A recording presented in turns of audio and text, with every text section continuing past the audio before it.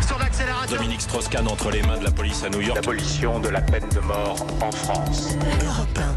Voilà, 7h24, c'est l'heure de notre plongée quotidienne dans les archives d'Europe 1. Bonjour Laure d'Autriche. Bonjour Dimitri, bonjour à tous. Nous partons le 26 août 1978. C'est le jour où est élu le pape Jean-Paul Ier, pape le plus bref de l'histoire. Oui, un pape qui occupera sa fonction pendant seulement 33 jours avant d'être retrouvé mort, provoquant alors la stupeur. Et le journal Libération titrera au lendemain de sa mort « Dieu lâche ses papes ». Mais revenons à son élection. Il est élu très vite, dès le premier jour du conclave, le 26 août 1978. Nous avons un pape.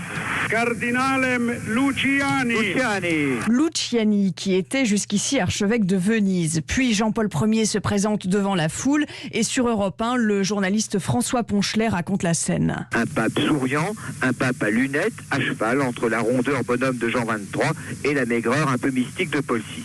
À première vue, ce sera un pape simple, un homme accessible, bien que ses lunettes lui donnent parfois un air un peu sévère. Et le pape fraîchement élu aurait alors dit « Une grande tempête s'abat sur moi ». Alors c'est vrai que les nouveaux papes disent souvent quand ils sont élus, Laure, que c'est comme un fardeau qui leur tombe sur les épaules. Et c'est aussi ce que dit Jean-Paul Ier lors de sa toute première prise de parole. Il a voté au moment du conclave le cœur léger, jusqu'à ce que ce soit son nom qui surgisse en majorité. Dès que j'ai entendu le début du danger d'une élection pour moi, 2 collègues m'ont parlé, m'ont donné courage. Ce sera un poids, mais Dieu va sans doute t'aider à le supporter.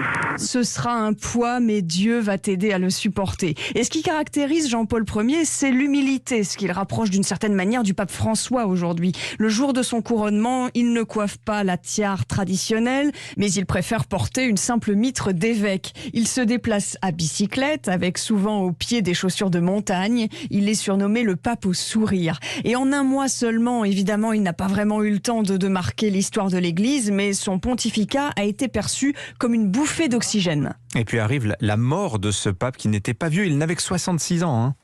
Oui, personne ne comprend, le Vatican est affolé, c'est une mort soudaine. Alors des rumeurs commencent à courir, empoisonnement, assassinat.